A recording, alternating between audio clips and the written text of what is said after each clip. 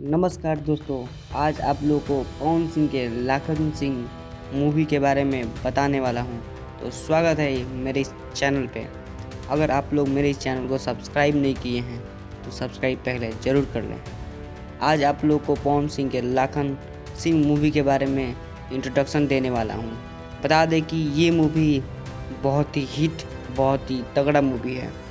ये मूवी बहुत ही जल्द रिलीज़ भी हो जाएगी।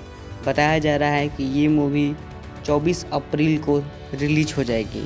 ये मूवी एक्शन से भरपूर है। इस मूवी में पवन सिंह का डबल रोल है।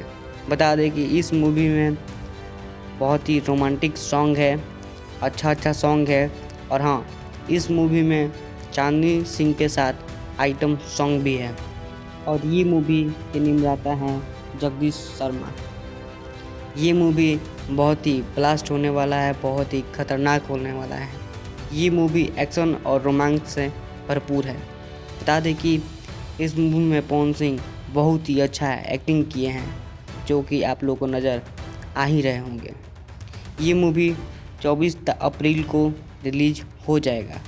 कहाँ होगा, कब होगा, कितने टाइम पे होगा, आप लोगों को वीडियो के माध्यम से हम बता देंगे। तो इस मूवी को आप लोग ज़रूर देखिएगा। धन्यवाद।